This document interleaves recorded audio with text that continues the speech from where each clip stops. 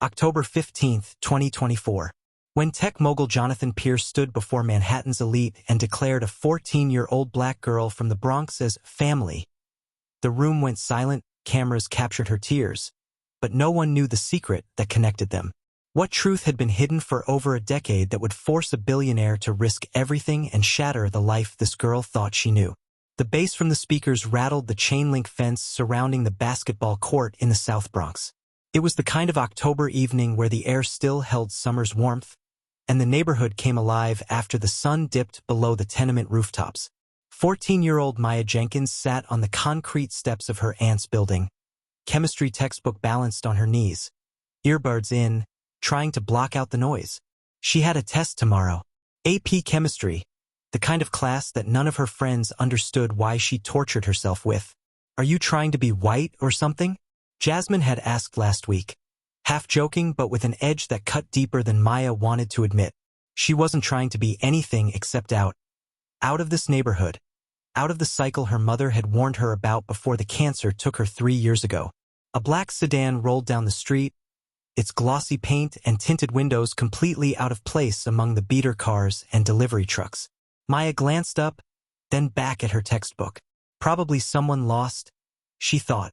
GPS always sends people down the wrong streets around here. The car stopped abruptly in front of the bodega across the street. The driver's door opened and a man stumbled out, tall, maybe mid-40s, wearing a suit that probably cost more than her aunt's monthly rent. He took 2 steps toward the bodega entrance and collapsed. Maya pulled out one earbud. A few people on the street stopped, looked, but kept walking. The man convulsed on the sidewalk, his body rigid, then slack. His briefcase had skidded into the gutter, papers scattering in the evening breeze. "Yo, that dude's on something," a voice called from the basketball court. "Don't touch him. Probably got that fentanyl or whatever." Maya stood up, her textbook falling closed. She could see the man's face now, not the face of someone high, but someone in distress. His lips were turning blue. His hands clawed at his throat. Nobody moved. Phones came out. Recording. A woman hurried her child past, shielding the boy's eyes. Maya's feet carried her forward before her brain could negotiate with fear. She dropped to her knees beside him, the rough concrete scraping through her jeans. Up close, she could see the hives spreading across his neck, his face swelling. "He's not breathing right," she said to no one in particular. Her voice sounded small, swallowed by the city noise. The man's eyes rolled back. His chest heaved in shallow, desperate gasps. Maya remembered the CPR course she'd taken last summer, the one the community center offered for free, the one her aunt said was a waste of time. She tilted his head back, checked his airway. His tongue was swollen, blocking the passage. "Does anyone have an EpiPen?" she shouted. "He's having an allergic reaction." Blank stares. Someone laughed nervously. The crowd grew, but no one stepped closer. Maya pulled out her phone with shaking hands and dialed 911. "There's a man having a severe allergic reaction on Webster Avenue and 184th. He can't breathe. He needs an ambulance now." The dispatcher's voice crackled through. "Stay on the line. Help is on the way." "Is he conscious?" "Barely." Maya looked at the man's face. His eyes found hers for a moment, terrified, pleading. She'd never seen fear that pure before. She grabbed his hand. It was cold, clammy. "Hey, stay with me. You're going to be okay. Help is coming." His grip tightened weakly around her fingers. "What's your name?" she asked, trying to keep him present. But he couldn't speak, his throat too constricted. She could hear whispers behind her. "That's Pierce. Jonathan Pierce. The tech guy. The billionaire? What's he doing in the Bronx?" Maya didn't care who he was. She only knew that without help, he would die on this sidewalk while people watched. She loosened his tie, unbuttoned the top of his shirt. His breathing was a horrific wheeze now, each inhale a battle. She positioned herself to start chest compressions if his heart stopped, her hands hovering over his sternum, her own heart hammering against her ribs. "Come on," she whispered. "Don't give up." Sirens wailed in the distance, growing louder. The crowd parted reluctantly as the ambulance pulled up, lights painting the street in red and white strobes. Two paramedics jumped out, equipment in hand. "Step back, miss," one said, not unkindly. Maya released his hand and moved away, but not far. She watched as they administered epinephrine, as the man's chest expanded with the rush of oxygen from the mask they strapped to his face. His color began to return, the blue fading from his lips. "You called this in?" a paramedic asked her. "Yes. You probably saved his life." Another few minutes and his airway would have closed completely. They loaded him onto a gurney. As they lifted him into the ambulance, his eyes found Maya again through the chaos. He tried to speak, to say something, but the oxygen mask muffled his words. Then the doors slammed shut, and the ambulance screamed away into the night. Maya stood there, her hands still trembling, his cold touch lingering on her palm. The crowd dispersed quickly, the show over. Within minutes, the street returned to its normal rhythm. Music, laughter, the bounce of a basketball. She walked back to the steps where her textbook lay open, pages fluttering in the breeze. She sat down, but the equations blurred before her eyes.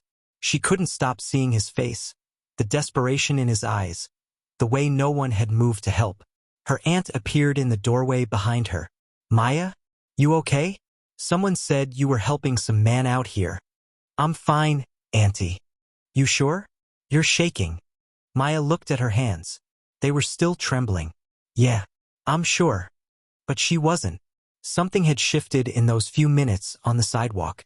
She'd looked into the eyes of a dying man, and in that moment, nothing else had mattered. Not his wealth, not her poverty, not the color of either of their skin. Just two human beings and the terrible fragility of life. She didn't know his name then. Didn't know that Jonathan Pierce was one of the richest men in America, that his software company had revolutionized cloud computing, that his face graced magazine covers and tech conference stages. All she knew was that she'd done what no one else would, and she had no idea that this moment would unravel everything she thought she knew about herself. 3 days passed. Maya went to school, aced her chemistry test, helped her aunt with groceries, and tried not to think about the man on the sidewalk. But his face haunted her dreams, those terrified eyes searching hers, the desperate grip of his hand. On Thursday evening, a knock came at the apartment door. Maya's aunt opened it to find a woman in a crisp pantsuit, holding a tablet. "Good evening. I'm looking for Maya Jenkins." Maya appeared behind her aunt, curious. "I'm Maya." The woman smiled. "My name is Rebecca Thornton. I work for Jonathan Pierce. He'd like to meet with you, if you're willing." Maya's aunt crossed her arms. Meet with her for what? To thank her personally. She saved his life on Monday evening. The words hung in the small apartment like smoke. Maya's aunt looked at her niece, then back at the woman. "I don't know," her aunt said slowly. "We don't know you people." "Of course. I understand your caution." Rebecca handed over a business card. "This is my contact information. Mr. Pierce is currently recovering at Mount Sinai Hospital. He's asked me to extend an invitation for Maya to visit whenever she feels comfortable. No pressure, no obligation. He simply wants to express his gratitude." Maya took the card. It was heavy, expensive stock. Rebecca Thornton, Chief of Staff, Pierce Technologies. "Can I think about it?" Maya asked. "Absolutely. Take all the time you need." Rebecca's smile was genuine. "What you did was extraordinary, Maya. Not many people would have had your courage." After Rebecca left, Maya's aunt sat down heavily on the couch. "A billionaire wants to thank you. I guess. Baby, people like that, they don't come to neighborhoods like this. They don't." She trailed off, staring at the business card in Maya's hand. That night, Maya lay in bed, staring at the water stain on the ceiling that looked like a rabbit. Her mother used to point it out when Maya was little, making up stories about the rabbit's adventures. She thought about the man's eyes, about the terror in them, about how no one else had moved. She thought about her mother, who had always told her, "When you see someone in trouble, you help. Doesn't matter who they are. That's what makes us human." On Friday after school, Maya took the subway to Mount Sinai. Her palms sweated as she walked through the gleaming lobby, so different from the public hospital where her mother had died. A receptionist directed her to the 10th floor, the VIP wing. Rebecca met her at the elevator. Maya, I'm so glad you came. Is he okay? He's recovering well, thanks to you. Come on. The room was more like a hotel suite than a hospital room. Jonathan Pierce sat propped up in bed, looking pale but alert, and Ford dripped into his arm. When he saw Maya, his face transformed with emotion. You, he said, his voice hoarse. You're the girl. Maya stood awkwardly in the doorway. I called 911. The paramedics did the real work. No. He shook his head firmly. I was conscious. I remember. Everyone else walked by. You knelt down. You held my hand. His voice cracked. You stayed. Maya didn't know what to say to that. I wanted to thank you properly, he continued. What's your name? Maya. Maya Jenkins. Maya. He repeated it like he was memorizing it. How old are you? 14. Something flickered across his face. An emotion Maya couldn't identify. He glanced at Rebecca, who stood quietly by the window. 14, he said softly. Are you in school? Yes, sir. Bronx Science High School. His eyebrows raised. That's a prestigious school. I take the train an hour each way. And what do you want to do? After school. Maya hesitated. People asked her this all the time, but coming from him, it felt different. More weighted. I want to be a doctor. Or maybe a researcher. Something in medicine. Jonathan nodded slowly. Your parents must be very proud.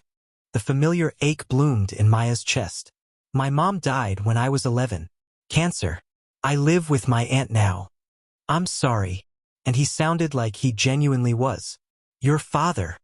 I never knew him. Another flicker of that strange emotion crossed Jonathan's face. He was quiet for a long moment, studying her in a way that made Maya uncomfortable. Maya, he finally said, what you did for me, I won't forget it. Ever. I'd like to help you. With school. With your future. Whatever you need.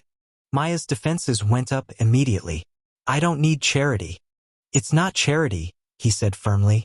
It's gratitude. There's a difference. Rebecca stepped forward. What Mr. Pierce is offering is a scholarship fund. For your education, all the way through college and beyond if you choose. No strings attached. Maya's head spun. I don't understand. You don't even know me. I know you're the kind of person who helps someone when no one else will, Jonathan said. That tells me everything I need to know. Maya looked between them, suspicion warring with hope. This didn't happen in real life. Not to girls like her. Can I think about it? She asked again. Of course. Jonathan's smile was tired but warm. But Maya, thank you. From the bottom of my heart. Thank you for seeing me as a human being when I was at my most vulnerable. As Maya rode the subway home, she stared at the scholarship paperwork Rebecca had pressed into her hands. Numbers swam before her eyes. Amounts of money she couldn't even conceptualize. She thought about her mother's words. When you see someone in trouble, you help. She had helped. And somehow, impossibly, her entire life might have just changed because of it. But she couldn't shake the feeling that there was something more. Something in the way Jonathan Pierce had looked at her when she said she was 14. When she said she never knew her father. Something that felt less like gratitude and more like recognition. Jonathan Pierce sat in his home office overlooking Central Park. The city's autumn canopy spread below him like a painting. 2 weeks had passed since the allergic reaction, and while his body had recovered, something else remained unsettled. He kept replaying the moment, the feel of that small hand gripping his, the voice cutting through his terror, stay with me. But it wasn't just gratitude keeping him awake at night. It was math point 14 years old. No father. Mother deceased. Lives in the South Bronx. He pulled up the private investigator's report on his screen. The one he'd commissioned without telling Rebecca or anyone else. His hands trembled as he scrolled through the details. Maya Ray Jenkins. Born March 15, 2010. Mother, Diane Jenkins, deceased 2021. Father, unknown, not listed on birth certificate. He clicked to the next page. A photo of Diane Jenkins appeared. Young, beautiful, with Maya's same wide-set eyes and determined jaw. He'd never met her, never even known her name, but he recognized the timeline. Spring 2009, the tech conference in Brooklyn. His marriage to Caroline is already crumbling under the weight of his company's explosive growth. The hotel bar. The woman who'd actually listened when he talked about his fears of failure, who'd laughed at his jokes, who'd stayed until dawn. He'd flown to Tokyo the next morning. Never got her last name. Never called. By the time he returned to New York 3 weeks later, Caroline had served him with divorce papers, and his company had secured its first major acquisition. That night became a blur, a footnote in the chaos of his life reshaping itself. He'd never known there was a child. Jonathan's chest tightened, not from allergies this time, but from the crushing weight of what he was looking at. Maya's birth certificate. 9 months after that conference. Mother's occupation listed as administrative assistant. Last known address, Brooklyn, before the move to the Bronx. He zoomed in on Maya's photo, one the investigator had pulled from her school's website. An academic achievement ceremony. She stood stiffly in her school uniform, holding a certificate, her expression serious and proud. He saw himself in the arch of her eyebrows, in the set of her shoulders. The same girl who had saved his life was probably, his daughter. And she had no idea. Maya walked home from the subway, her backpack heavy with textbooks and the envelope from Pierce Technologies that had arrived that morning. Inside was a formal letter detailing the scholarship. Full tuition for any college in the country, living expenses covered, a monthly stipend for books and supplies. Her aunt had cried when Maya showed it to her. Your mama would be so proud, baby. So proud. But Maya felt strange about it. The amount of money was obscene, life-changing, and it came from a man she'd spent maybe 30 minutes with. Her phone buzzed. An unknown number. Hello, Maya? This is Jonathan Pierce. I hope I'm not calling at a bad time. She stopped walking, nearly causing a collision with the person behind her. Mr. Pierce. Please, call me Jonathan. I wanted to reach out personally. Rebecca tells me you received the scholarship information. Yes, it's too much. It's not enough, he said firmly. Maya, I've been thinking a lot about our conversation.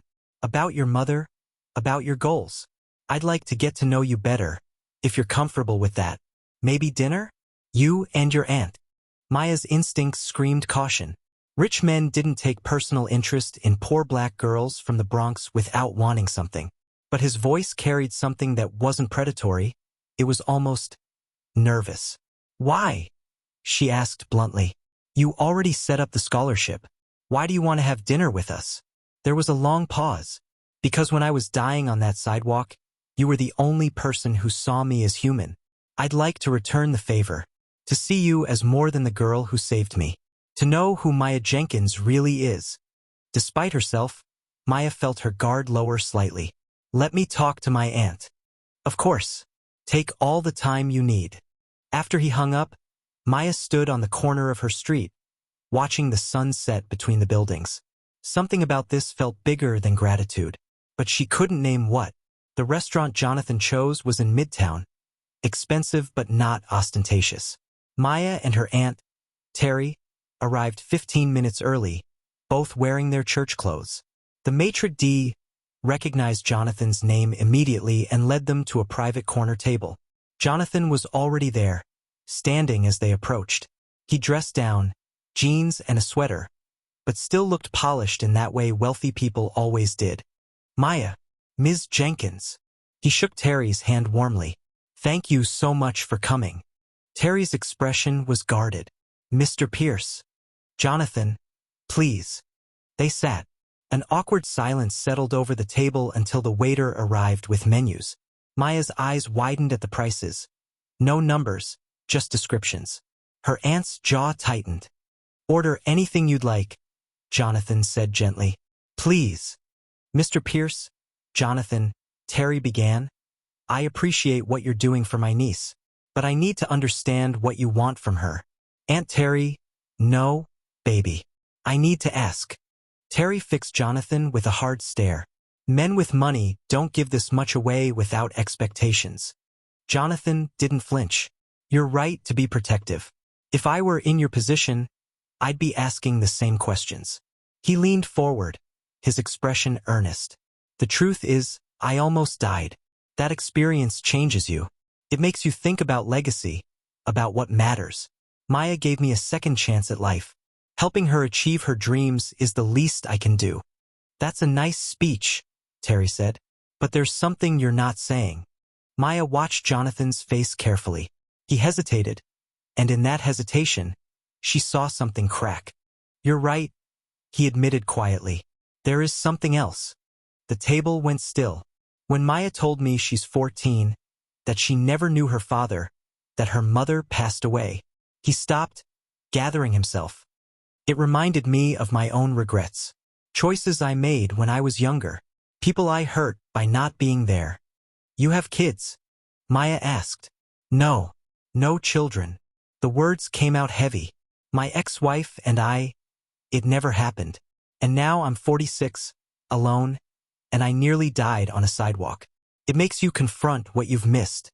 Terry's expression softened slightly. So this is about you feeling guilty for your own life? Maybe, Jonathan said, but it's also about Maya.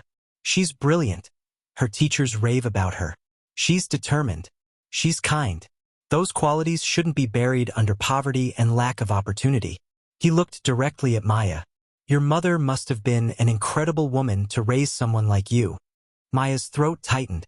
She was. Tell me about her. And Maya did. She talked about her mother's laugh, about the way Diane Jenkins had worked 2 jobs to keep Maya in a good school district, about the stories she'd tell and the dreams she'd had for her daughter's future. Jonathan listened with an intensity that made Maya uncomfortable, like he was memorizing every word. Terry watched him carefully. Something wasn't adding up, but she couldn't put her finger on it. When dinner arrived, the conversation shifted to lighter topics. Jonathan asked about Maya's favorite subjects, chemistry and English, her college aspirations, maybe Columbia or NYU for pre-med. Her hobbies, she loved sketching, though she never had money for good supplies. What about you? Maya asked. What do you do when you're not running a tech empire? Jonathan smiled. Honestly, I work. I've worked for 20 years straight, built Pierce Technologies from nothing. But I'm realizing I might have built a tower and forgotten to build a life. That's sad, Maya said before she could stop herself. But Jonathan didn't look offended. It is, isn't it? As dessert arrived, a chocolate creation that made Maya's eyes widen, Jonathan pulled an envelope from his jacket. I know we discussed the scholarship, he said, but I'd like to offer something else. An internship at Pierce Technologies. Summer program for high school students interested in STEM fields. It's competitive, but I'd like to personally sponsor your application. Maya stared at him. Why are you doing all this? Because you deserve it. You don't know me well enough to know what I deserve. Then let me get to know you. The words came out urgent, almost desperate. Let me be part of your journey. Not as some distant benefactor, but as someone who cares about what happens to you. Terry cut in. That's a strange thing to say to a child you just met. Jonathan's composure cracked further. He looked between them, clearly wrestling with something. You're right. I'm sorry. I'm handling this badly. He ran a hand through his hair. The truth is, when I thought I was dying, and Maya held my hand, something shifted in me. I felt connected to her in a way I can't explain. Like the universe put her in my path for a reason. The universe? Terry repeated skeptically. I know how it sounds. Jonathan's voice dropped. But I also know that I have resources, and she has potential, and together we could do something meaningful. I'm not trying to replace anyone or overstep. I don't want to walk away from this. Maya studied him, her analytical mind trying to solve the equation of his behavior. Gratitude didn't account for this level of investment. Guilt didn't explain the way he looked at her, like she mattered beyond her good deed. Can I ask you something? Maya said quietly. Anything. Did you know my mother? The question landed like a bomb. Jonathan's face was drained of color. Terry went rigid. Why would you ask that? Jonathan's voice was barely audible. Because you're acting like I'm more than a stranger. Like there's something you're not telling us. The silence stretched. In the background, the restaurant hummed with conversation and clinking silverware, but at their table, the world had stopped. Jonathan opened his mouth. I closed it. I opened it again. He stopped. I need to be honest with you. Both of you. Maya's heart hammered against her ribs. 15 years ago, I was at a tech conference in Brooklyn.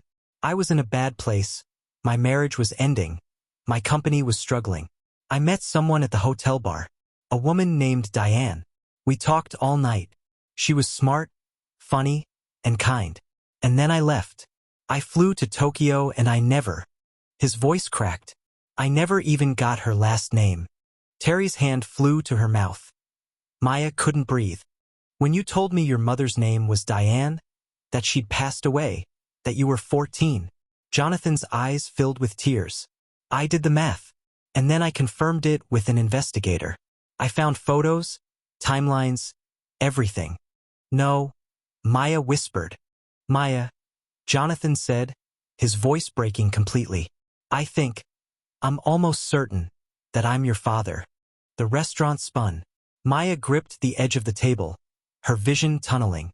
You can't be, she said, even as her mind raced through her mother's rare mentions of her father. Always vague, always sad. My mother never. She probably didn't know how to find me, and I never knew she was pregnant. Jonathan reached across the table, stopping short of touching her. I would have been there. If I'd known, I would have been there. Terry stood abruptly. We need to go. Please, Jonathan said desperately. I know this is a shock, but we can do a DNA test. We can know for sure. You stay away from her, Terry said, her voice shaking with fury and fear. You don't get to blow up her life with some theory because you feel guilty. It's not a theory, Jonathan said quietly. Look at her, Terry. Really look. She has my eyes, my hands. The way she tilts her head when she's thinking. That's exactly what I do. Maya looked down at her hands, then at his. The same long fingers, the same narrow wrists. No, she said again, but weaker now. She stood on shaking legs, Terry's arm around her shoulders, and they left. Jonathan remained at the table, his head in his hands, as the restaurant continued its cheerful noise around him. Outside in the cold October air, Maya bent over, gasping. Her aunt held her, whispering reassurances that sounded hollow even to Terry's own ears. Because deep down, they both knew. The man who had almost died on their street, the man Maya had saved without thinking, he was the ghost that had haunted her mother's eyes every time Maya had asked about her father. And now he was real, flesh and blood, and a terrible, impossible truth. I don't want this, Maya whispered into her aunt's shoulder. But what she wanted didn't matter anymore. The secret was out and everything was about to change. The DNA test kit sat on Maya's desk for 3 days before she touched it. The small box with its sterile swabs felt like a grenade with the pin already pulled. Her aunt had wanted to throw it away when it arrived by courier, but Maya had stopped her. I need to know, she'd said. For real. Not just because he thinks so. Now, Friday evening, she opened the box with trembling hands. The instructions were clinical, impersonal. Swab inside cheek, seal in tube, mail back. 2 weeks for results. 2 weeks to find out if her entire identity was about to be rewritten. She completed the test mechanically, then walked to the mailbox on the corner before she could change her mind. The blue metal box swallowed her sample with a hollow thunk. Maya stood there in the November chill, watching her breath cloud in the air, feeling like she'd just mailed away the last piece of her mother's secrets. Her phone buzzed. A text from an unknown number. This is Jonathan. No pressure on the test. Whatever the results, I'm here if you need anything. Maya deleted it without responding. At Pierce Technologies headquarters in downtown Manhattan. Jonathan sat through a board meeting without hearing a single word. His chief operating officer, Marcus Webb, was presenting quarterly projections. But Jonathan's mind was in the Bronx, wondering if Maya had received the test kit, wondering if she hated him. Jonathan. Marcus's voice cut through the fog. Your thoughts on the acquisition timeline? Every face at the table turned toward him. Jonathan blinked, realizing he'd been staring at nothing. I trust your judgment, Marcus. Move forward. He stood abruptly. I need to step out. Confusion rippled through the room, but Jonathan was already walking out, leaving a wake of concerned whispers. Rebecca caught up with him in the hallway. What's going on? She asked quietly. You've been somewhere else for weeks. I might have a daughter, Rebecca.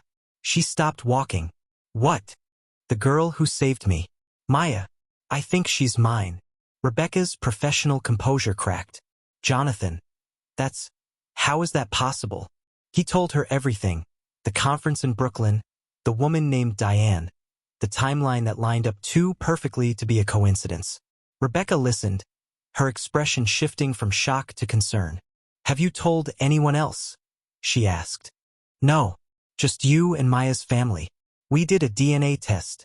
Results will come back in 2 weeks. And if it's positive? Jonathan leaned against the wall, suddenly exhausted. Then I've missed 14 years of my daughter's life. And I don't know how to fix that. Rebecca touched his arm gently. One step at a time. First, you find out for sure. Then you figure out what comes next. But Jonathan couldn't think in steps.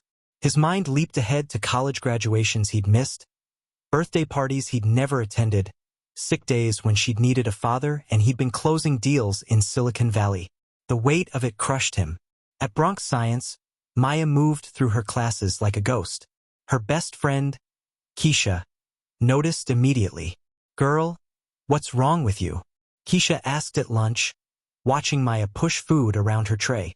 You've been weird all week. Family stuff, Maya said vaguely. The billionaire guy. Jasmine's been running her mouth about how you're gonna get rich and forget all of us. Maya's jaw tightened. Jasmine doesn't know what she's talking about. So what's the deal? Is he really giving you a scholarship? Maya hesitated. The scholarship felt tainted now, loaded with implications she couldn't explain. Yeah, but it's complicated. Rich people giving poor people money is always complicated, Keisha said wisely. They don't do anything for free. Maya thought about Jonathan's face when he told her he might be her father. The raw emotion, the desperation. Whatever he wanted, it wasn't simple gratitude. That afternoon, another courier arrived at Maya's school. The front office called her down during physics. Rebecca Thornton waited in the lobby, holding a large portfolio case. Maya, I'm sorry to interrupt your day. Jonathan asked me to bring you something. Maya took the case warily. Inside were art supplies, professional-grade pencils, charcoal, sketchbooks with thick cream paper, a set of watercolors that must have cost hundreds of dollars. He remembered you mentioned sketching, Rebecca said. He wanted you to have proper materials. Maya stared at the supplies, throat tight. They were beautiful, far beyond anything she'd ever owned. But they felt like bribes or apologies or both. He can't just buy his way into my life, Maya said quietly. He's not trying to. Rebecca's voice was gentle. He's trying to show you that he sees you. Not as a stranger, not as a project, but as someone who matters to him. He doesn't know me. Maybe that's what he's trying to change. After Rebecca left, Maya sat in the lobby with the portfolio on her lap. Through the window, she could see her classmates passing between buildings, living their normal lives. She wanted to join them, to go back to being invisible Maya Jenkins who studied hard and kept her head down. But that girl was gone, replaced by someone with a billionaire's attention and maybe his DNA. 2 weeks crawled by. Maya threw herself into schoolwork, using equations and essays to quiet her mind. Jonathan sent occasional texts, never pushy, just small check-ins. Hope you're well. Jay thinking of you. Jay. Maya never responded but never blocked the number either. Terry watched her niece with growing concern. The girl who'd always been focused and driven now seemed hollowed out, going through motions. One evening, Terry found Maya in the kitchen at 2 a.m., sketching in one of the new notebooks Jonathan had sent. Baby, you should be sleeping. Maya didn't look up. Her pencil moved across the page in angry strokes, creating a face, sharp features, intense eyes. Her mother's face, rendered from fading memory. I'm trying to remember her exactly, Maya whispered. Before everything gets confused. Terry sat beside her. Your mama would want you to be happy, whatever that looks like. How can I be happy when everything's about to change? Maya's voice cracked. If he's really my father, then Mom kept this huge secret. Why? Why didn't she tell me? Maybe she was protecting you. Or maybe she was protecting herself. Terry squeezed Maya's hand. Diane had her reasons. She always did. Did you know? The question burst out before Maya could stop it.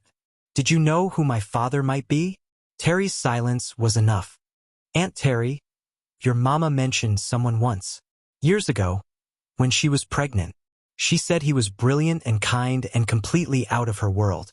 She said it would never work, that he'd never fit into her life. Terry's eyes filled. I thought she meant he was white or married or something. I never imagined this. Maya absorbed the information, another piece of the puzzle clicking into place.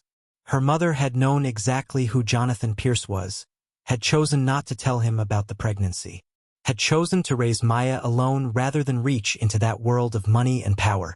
She didn't want this for me, Maya said, understanding dawning. The money, the attention. She wanted me to make it on my own.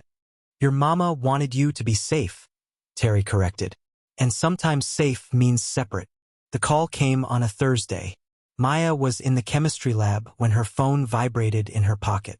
She ignored it until class ended, then saw the voicemail from an unknown number. Her hands shook as she played it. Ms. Jenkins, this is Dr. Patricia Chun from Gene Tech Laboratories. Your DNA results are ready. Please call us back to discuss next steps regarding access and disclosure. Maya stood in the empty hallway, the phone heavy in her hand. This was it, the moment that would either confirm or demolish the theory that had consumed the last month.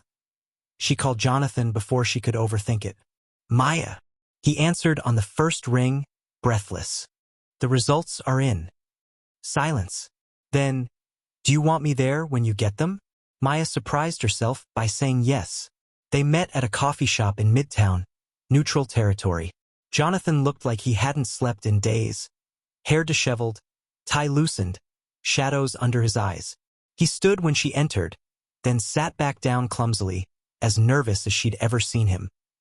Maya sat across from him, her phone on the table between them like evidence in a trial. I called the lab, she said. Told them to release the results to both of us. They're sending the email now. Jonathan's phone buzzed first. Maya watched his face as he read, watched the color drain away, watched his eyes close as though in prayer. Then her phone buzzed. She opened the email with numb fingers. Medical terminology filled the screen, probability percentages and genetic markers. But one line stood out in bold. Paternity probability. 99.98%. The coffee shop sounds faded to white noise. Maya stared at the words until they stopped making sense. Maya. Jonathan's voice broke on her name. She looked up at him. Her father. The word felt foreign, impossible. I don't know what to do with this, she whispered. Neither do I. His eyes were wet. But we'll figure it out. Together. If you'll let me. Maya's chest ached with a grief she couldn't name. Grief for her mother's secrets, for the father she'd never known she had, for the simple life that had just become impossibly complicated. My mother kept you from me, she said. Why would she do that? I think she was trying to protect you, Jonathan said quietly. From my world. From the chaos that would have come with being my daughter. She gave you a gift, Maya. A childhood where you were just you. Not the billionaire's kid. Not a tabloid story. Just Maya. But I could have had a father. Yes. The word came out broken. And I can't fix that. I can't give you back those 14 years. But I'm here now. And I'm not going anywhere. Maya looked at him across the small table. This stranger who was her father. This man whose life she'd saved without knowing she was saving the person who'd given her life. The symmetry of it felt like something her mother would have appreciated. Some cosmic joke with a punchline Maya couldn't quite see yet. What happens now? She asked. Jonathan wiped his eyes. That's up to you. We can go as slow as you need. I don't expect you to call me dad or move into some mansion or change your life. I just want to be part of it. In whatever way feels right to you. People will find out. Probably. It's going to be a circus. We can handle it together. Maya thought about her mother. about Diane Jenkins who'd worked 2 jobs and dreamed big dreams for her daughter. She thought about the woman who'd met a brilliant stranger at a conference and had chosen to walk away with his child growing inside her, choosing to struggle over comfort because she believed it was the right thing to do. What would her mother want now? Okay, Maya said finally. We'll try, but on my terms. Relief flooded Jonathan's face. Any terms you want. I'm not changing schools. I'm not moving. And nobody knows until I'm ready. Agreed. And you have to tell me about her. My mom. What you remember. I need to know what she was like before she had me. Jonathan nodded, his throat working. She was the most alive person I'd ever met. She laughed with her whole body. She challenged every assumption I had about myself. And in one night, she made me feel less alone than I'd felt in years. He paused. She would be so proud of the person you've become. Maya's eyes burned. She'd spent her whole life wondering about the man who'd left before she existed, building him into a villain in her mind. But the truth was messier than that. Just 2 people who'd connected briefly, one who'd known and one who hadn't, and a choice that had shaped everything that came after. I saved your life, Maya said. And you're my father. That's so weird. A laugh escaped Jonathan, half sob, half relief. That's the strangest miracle I've ever heard of. They sat in the coffee shop as afternoon turned to evening, 2 people beginning the complicated work of becoming family.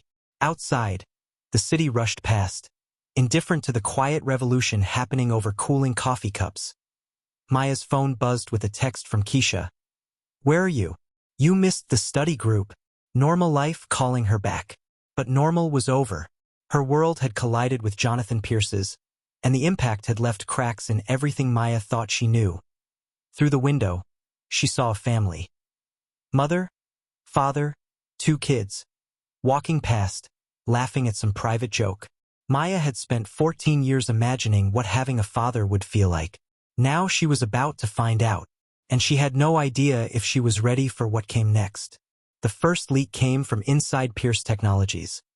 Maya was in calculus when her phone exploded with notifications. Texts, Instagram messages, friend requests from strangers. She glanced at the screen during a bathroom break and saw the headline that would change everything. Billionaire's secret daughter? Jonathan Pierce's DNA test reveals shocking family connection. Her hands went numb. The article had photos, her leaving the coffee shop with Jonathan, the DNA test company's logo, even a yearbook picture someone had dug up. The comments section was already a war zone. The gold digger family planned this. That girl saved him just to trap him in a DNA test. Probably fake. Why else would some random kid help a rich white man? Maya locked herself in a stall, her breathing shallow. Within minutes, her aunt called. Don't read the comments, Terry said, her voice tight with fury. Don't read any of it. I'm coming to get you. How did they find out? Maya's voice shook. I don't know, baby, but we're going to figure this out. By the time Terry arrived at school, news vans were already circling the block. The principal had to escort Maya out through the back entrance, her jacket pulled over her head like a criminal. Cameras flashed anyway. Questions pelted her like stones. Maya, did you know he was your father when you saved him? Is this about money? How does it feel to suddenly be an heiress? Terry shoved through the crowd, pulling Maya into their car. As they drove away, Maya looked back at her school. The place that had been her sanctuary, now swarmed with vultures picking at her life. A.T. Pierce Technologies. Jonathan's office had become a war room. Rebecca stood by his desk while Marcus Webb, the COO, paced angrily. This is a PR nightmare, Marcus said. Stock dropped 3% in an hour. The board is demanding answers. And social media is tearing you apart.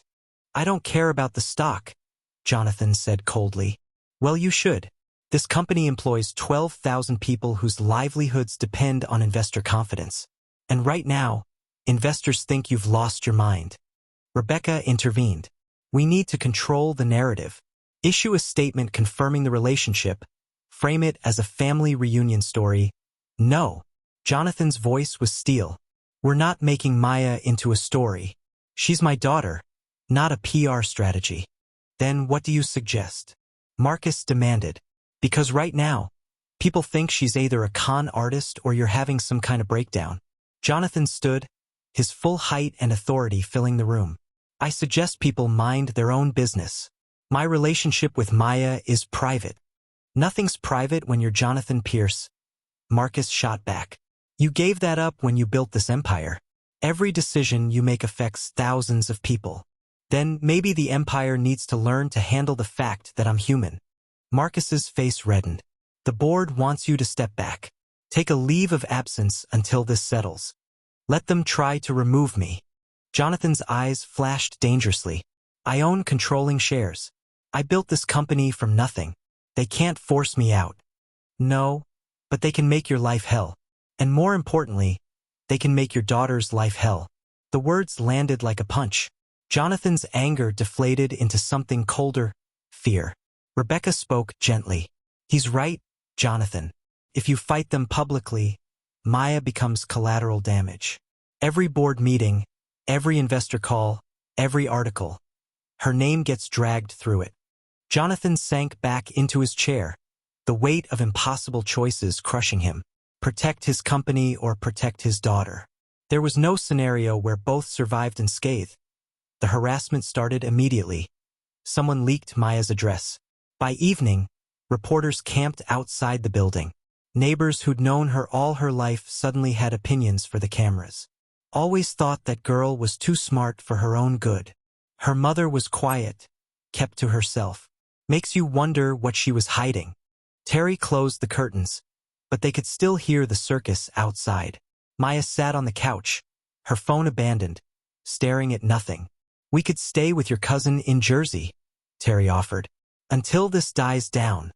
It won't die down. Maya's voice was flat. Not anymore. I'm Jonathan Pierce's daughter. That's who I am now. A brick crashed through the window. Both women screamed. Glass scattered across the living room floor. Wrapped around the brick was a note. Go back where you belong. Terry called 911 while Maya stared at the broken window, at the message meant to remind her that some people would never see her as anything but an intruder in a world that wasn't meant for her. Within 20 minutes, police arrived. Within an hour, Jonathan's security team showed up, 3 men in dark suits who swept the apartment and installed temporary protective measures. Jonathan called. I'm so sorry. I'm sending a car to take you somewhere safe. I don't want to leave my home, Terry said firmly. Your home isn't safe right now. His voice carried barely controlled rage.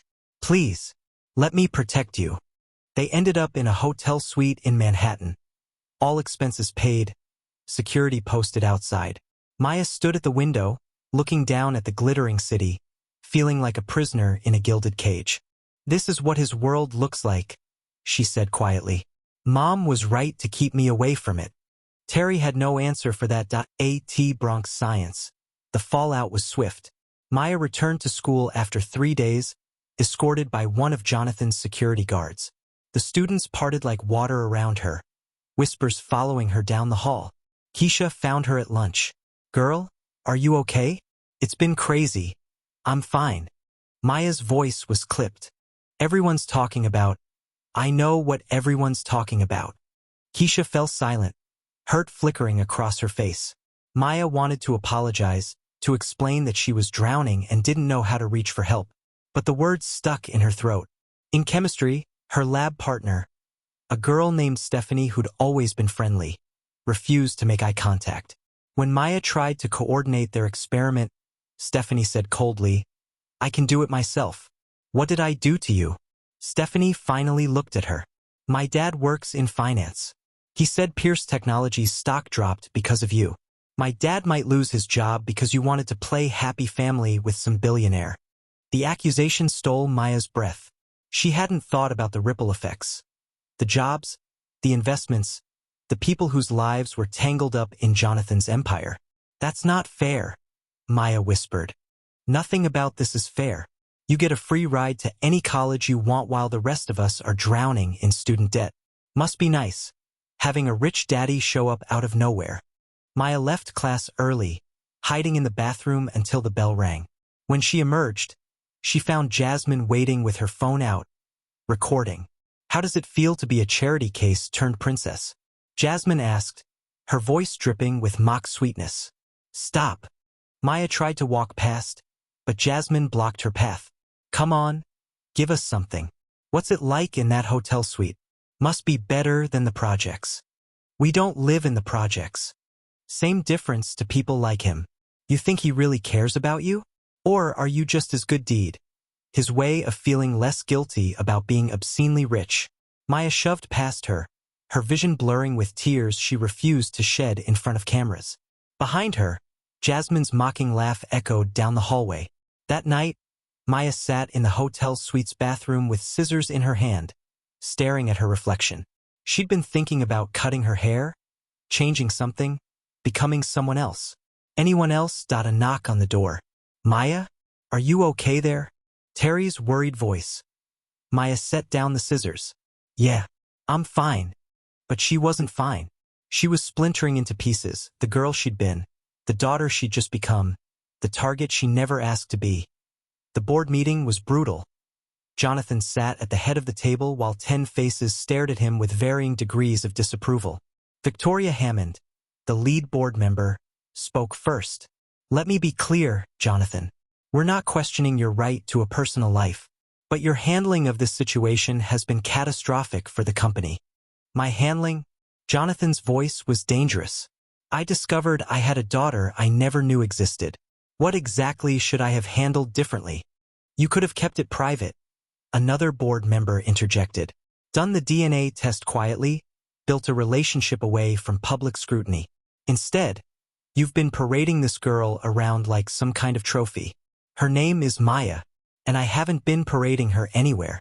The media leaked it.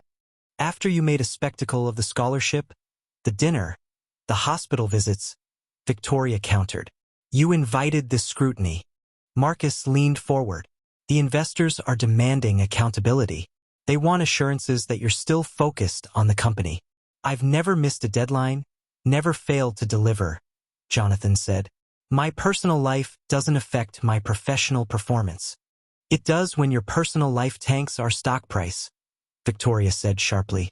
And it does when that personal life involves questions of inheritance, succession planning, and whether you're about to restructure company ownership to benefit a child you've known for 6 weeks.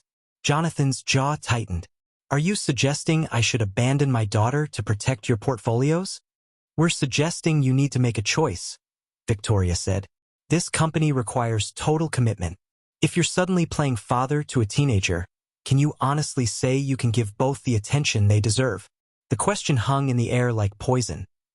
Jonathan thought of Maya's face when she'd seen the broken window, the fear in her eyes as strangers screamed questions at her. He thought of her sitting in that hotel suite, displaced from her home because of him. I won't choose, he said quietly. Maya is my daughter. This company is my life's work. I will not sacrifice either one. Then you're setting yourself up for failure, Marcus said, and taking the rest of us down with you. The meeting dissolved into arguments about damage control, PR strategies, and investor relations. Jonathan sat through it, his mind elsewhere. He'd spent 20 years building this empire, but he'd never realized how fragile it was, how quickly success could curdle into obligation, how heavy a crown could become.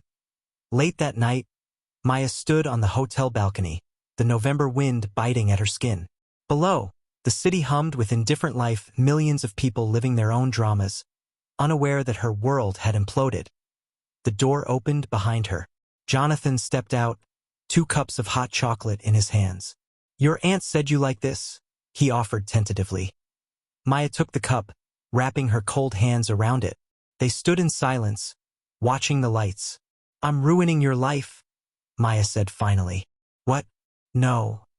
Your company's in trouble because of me. Your board hates you because of me. People are losing money because of me.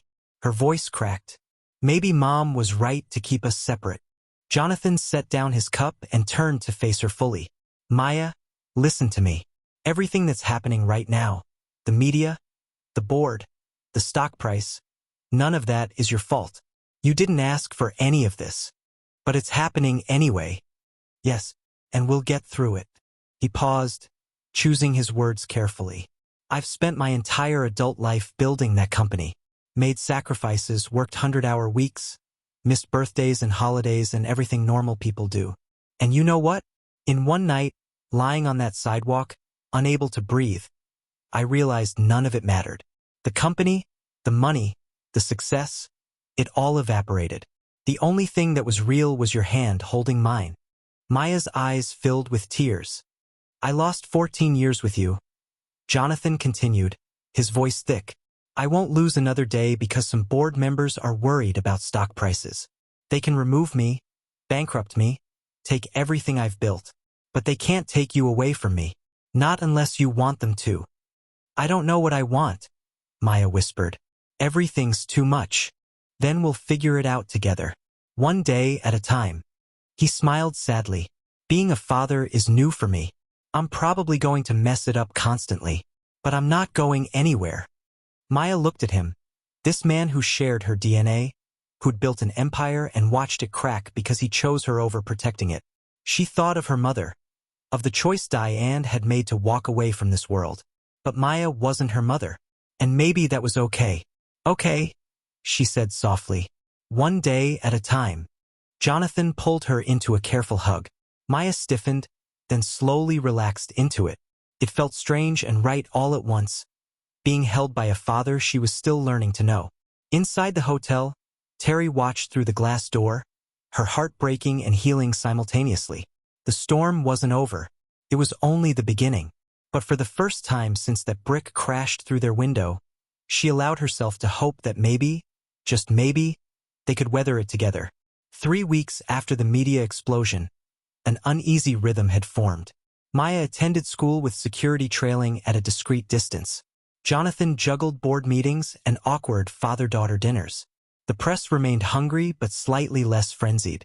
Everyone pretended things were settling.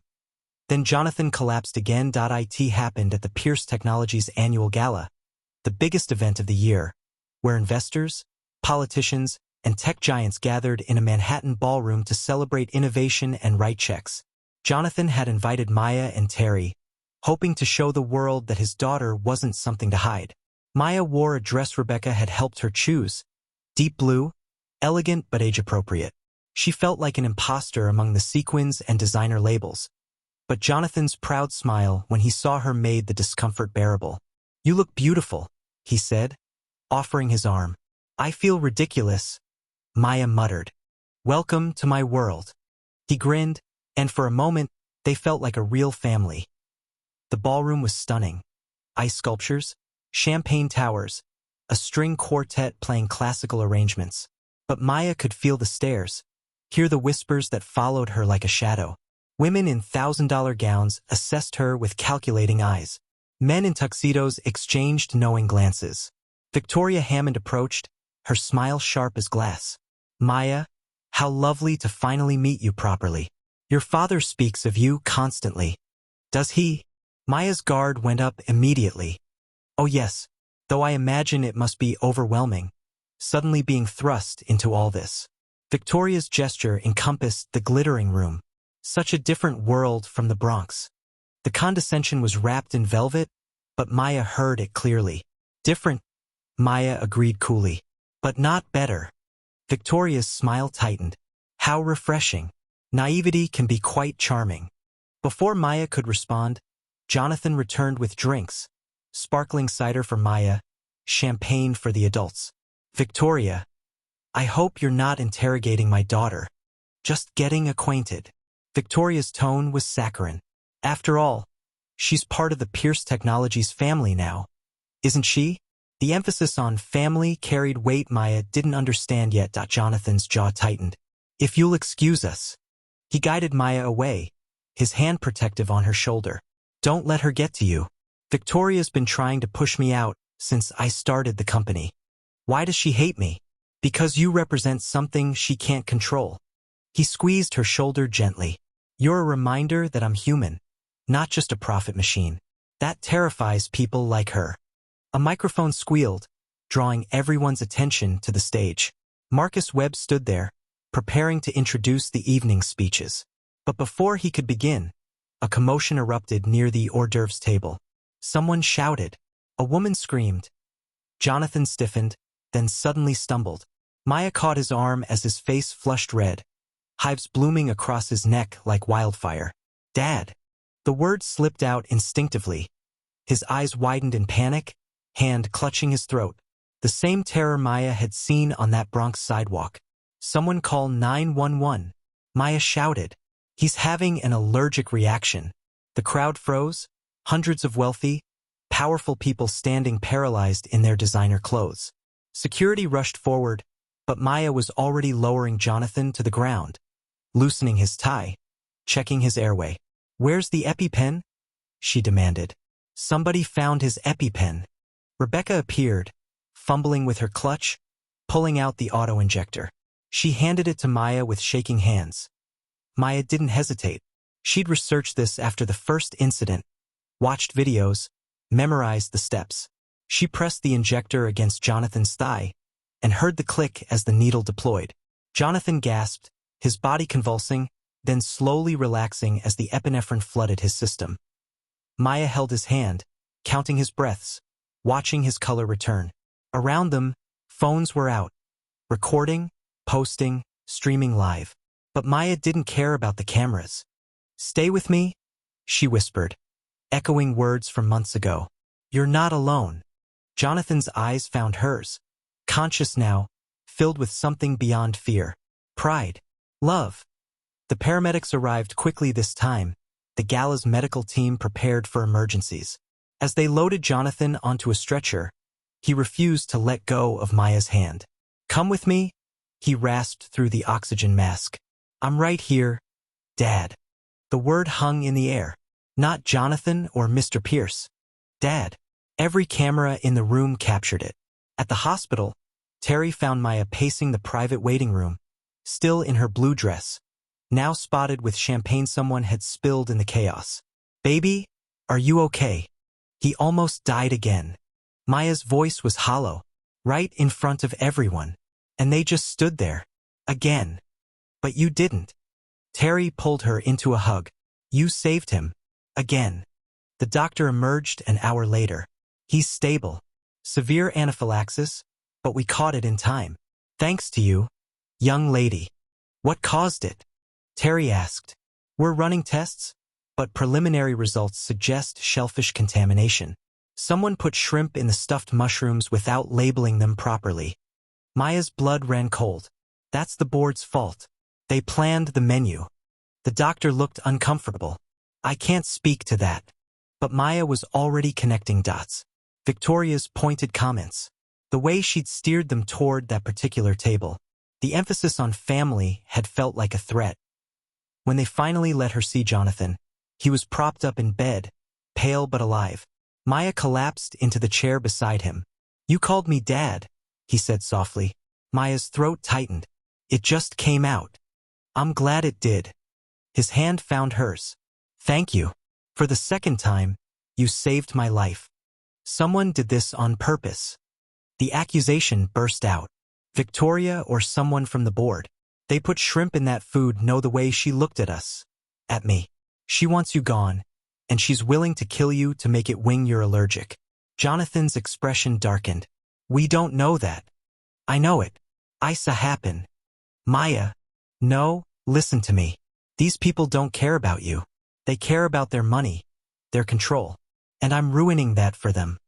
Her voice cracked. "Maybe Mom was right. Maybe your world is too dangerous for people like us." Jonathan sat up straighter despite his weakness. "Do you want to know what I thought about when I couldn't breathe? When I thought I was dying again?" Maya waited. "I thought about how glad I was that you were there. That if I died, I'd die knowing I had a daughter who loved me enough to fight for me. That's worth more than every dollar in my company. But what if next time I can't save you? What if they succeed? Then they succeed." His voice was firm. "But I won't give them what they want by pushing you away. I've lost enough time with you already." A knock on the door interrupted them. Rebecca entered, her phone clutched tightly. "You need to see this," she said grimly. The video was everywhere. Maya administering the EpiPen, calling Jonathan Dad, holding his hand as paramedics worked. But the headlines weren't celebrating her heroism. Gold Digger's daughter stages second rescue at gala suspicious timing. Did Maya Jenkins set up Pierce's allergic reaction? Board member claims Maya had access to gala menu. Maya's hands shook as she read the accusations. They were painting her as a villain, suggesting she'd poisoned Jonathan to play hero, to secure her inheritance. This is insane, Terry breathed. It's coordinated, Rebecca said.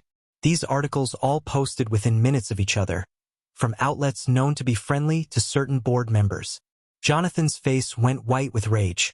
They're attacking a child to get to me. They're attacking the right child, Maya said quietly, because they know she matters to you. The room fell silent.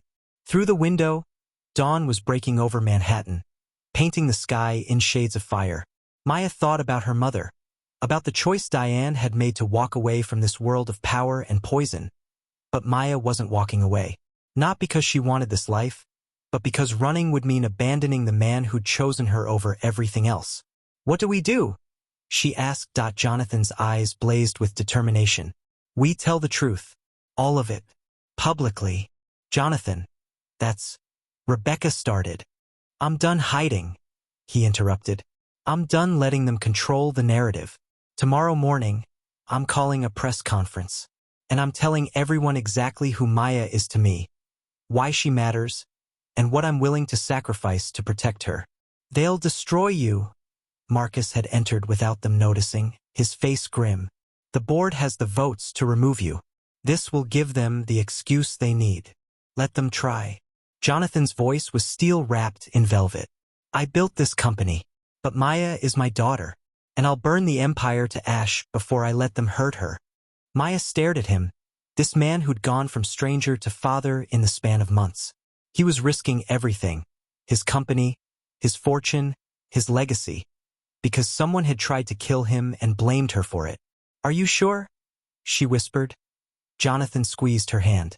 I've never been more sure of anything in my life. As morning light flooded the hospital room, the battle lines were drawn. Jonathan Pierce, self-made billionaire, was about to wage war on the empire he'd built. And at the center of it all was a 14-year-old girl from the Bronx who'd done nothing but tried to save a dying man's life. The crossroads had been reached, the moral choice made. Now comes the consequences. The press conference was scheduled for 10 a.m. at Pierce Technologies headquarters. By 9:30, the lobby was packed with reporters, cameras, and curiosity seekers. Outside, protesters had gathered, some supporting Jonathan, others holding signs that read, "Protect our investments," and "Nepotism isn't family values." Maya stood backstage with her aunt, watching the chaos on a monitor. Her stomach churned. Jonathan had asked her to stand beside him during the announcement, but looking at the mob of media, she wondered if she had the courage. You don't have to do this, Terry said quietly. We can leave right now. Go back to our regular lives. Can we? Maya's voice was hollow. Is there a regular life after all this? Before Terry could answer, Jonathan appeared, flanked by Rebecca. He wore a dark suit, his expression calm despite the storm about to break. Ready? He asked Maya. She wasn't, but she nodded anyway. They walked out together. The flash of cameras was blinding.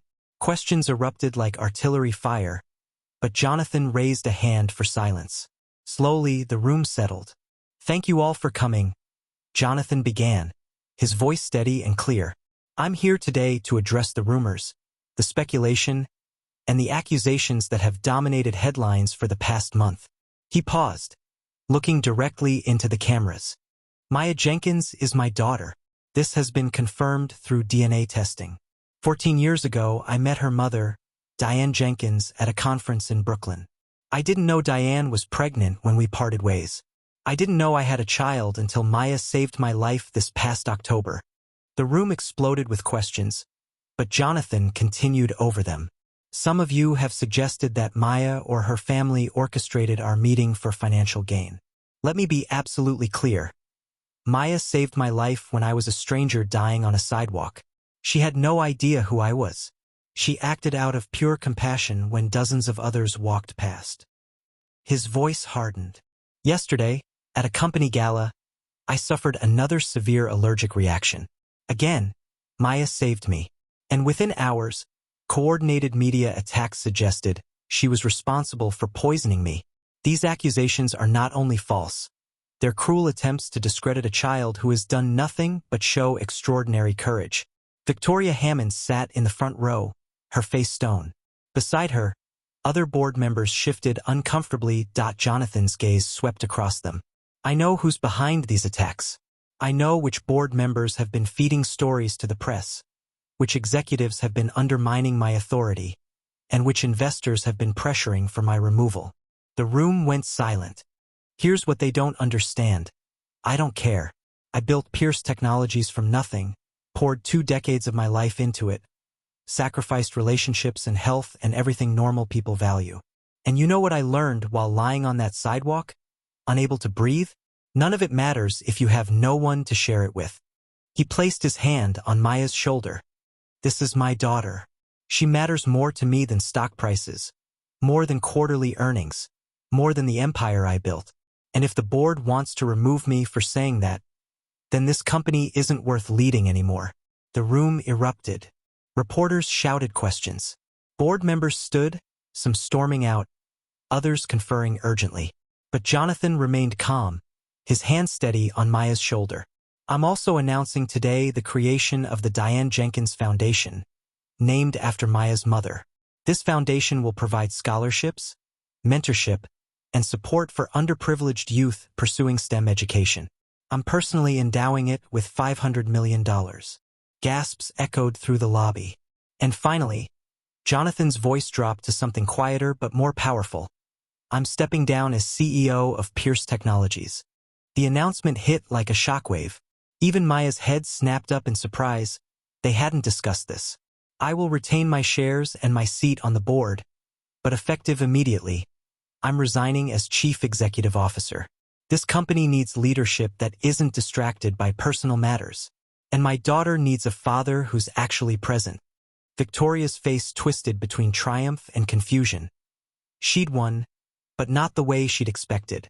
I'm recommending Rebecca Thornton as interim CEO, Jonathan continued. She's been my right hand for 5 years and understands this company better than anyone.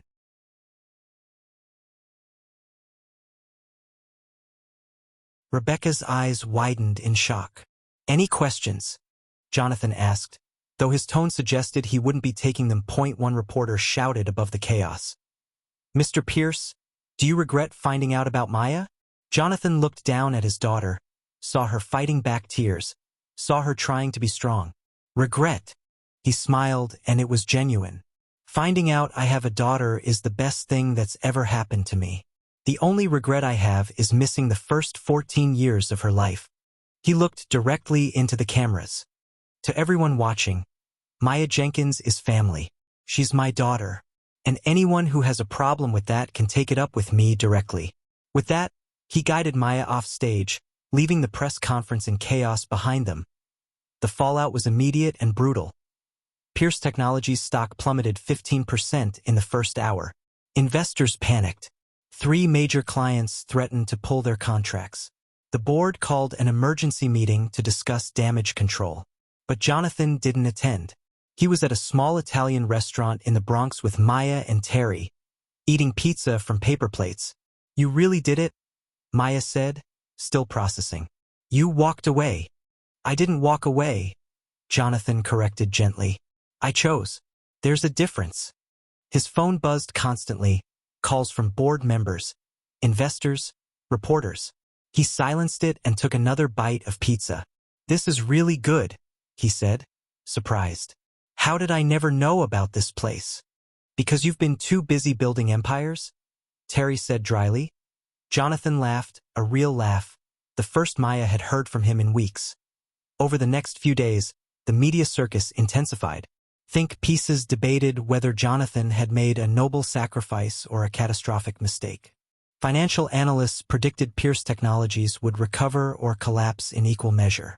Social media split between #StandWithMaya and #FirePierce trending simultaneously. Maya tried to return to normal school life, but normal was gone. Students treated her like glass, some with reverence, others with resentment. Teachers didn't know whether to praise her or ignore her. Even Keisha seemed uncertain how to act around her. "You're different now," Keisha said one day at lunch. "I'm the same person I've always been." "No, you're not. You're Jonathan Pierce's daughter. That changes everything." Maya wanted to argue, but she couldn't. Keisha was right. 1 week after the press conference, Maya sat in the apartment. They'd moved back from the hotel. Security still posted outside, but less intrusive now. She was sketching in one of the journals Jonathan had given her, trying to capture her mother's face before the memory faded further. A knock on the door. Jonathan stood there, looking different somehow. Lighter. "Hey," he said. "Got time for a walk?" They ended up at the same basketball court where Maya used to study, where she'd seen him collapse all those months ago. The spot on the sidewalk where she'd knelt beside him looked no different, just concrete, scarred and stained by city life. "I've been thinking about your mom," Jonathan said. "About why she never told me about you." Maya waited. "I think she knew what my world was like. The pressure, the scrutiny, the way money changes everything. She wanted something different for you. Something real." He paused. "She gave you a gift, Maya. She gave you a childhood where you could just be yourself. And then you showed up and ruined it?" Maya's tone was teasing, but with an edge of truth. "And then I showed up," Jonathan agreed. "And everything got complicated." They sat on the court's edge, watching kids play pickup basketball, their shouts echoing off the buildings. "Do you regret it?" Maya asked quietly. "Giving up being CEO?" Jonathan considered the question carefully. "Ask me in a year. Right now, I'm still processing. But when I think about going back to 16-hour days, endless meetings, constant pressure, and then I think about sitting here with you, watching basketball, I know which one feels more like living." "You could have had both," Maya pointed out. "No, I couldn't. Not really. The company demanded everything. It always has. And I was willing to give it everything until I met you." He smiled. "You reminded me there's more to life than building things." A basketball rolled toward them. Maya picked it up, tossed it back to the waiting kid. "Mom used to bring me here," she said. "When she was sick, when she could barely walk, she'd still come sit on these steps and watch me do homework. She said she wanted to be close to life, to people actually living." "She sounds like she was an amazing woman." "She was." Maya's voice cracked. "And she never asked you for anything, never tried to find you, never demanded child support or acknowledgement. She just did it alone. That must have been incredibly hard." "It was. But she said it was worth it because she got me." Maya wiped her eyes. "I wish you could have known her, the real her, not just one night at a conference." "So do I," Jonathan said softly. "But I know her through you. Every time you stand up for what's right, every time you refuse to back down even when it's scary, that's her. That's Diane." They sat in comfortable silence as the sun set between the buildings, painting the Bronx in shades of gold. Jonathan's phone buzzed. He glanced at it, then showed Maya the screen. A news alert: Pierce Technologies stock rebounds. Investors rally behind Thornton's leadership. "See," Maya said, "they don't need you. Maybe that's the point. Maybe the best thing I could do was get out of the way." He pocketed the phone. "Besides, I've got more important things to focus on now." "Like what?" "Like learning to be a father. Like helping you prep for college applications. Like figuring out how to embarrass you at your high school graduation." Maya laughed despite herself. "You're already embarrassed." "Good. That's part of the job description." As they walked home through the darkening streets, Maya realized something had shifted. The chaos was still there, the media attention, the public scrutiny, the complicated legacy of everything that had happened. But beneath it all was something simpler. A father and daughter learning to be family. Jonathan had sacrificed his empire. But in return, he'd gained something he'd never known he was missing. A reason to live that had nothing to do with success, wealth, or power. And Maya had gained something too, not just a father, but proof that she mattered. Not for what she could do or who she could save, but simply for existing. The cost had been high, but looking at Jonathan's face, relaxed in a way she'd never seen before, Maya thought maybe it was worth it. Some prices were worth paying. Some sacrifices led to better things. And sometimes, losing everything was the only way to find what truly mattered.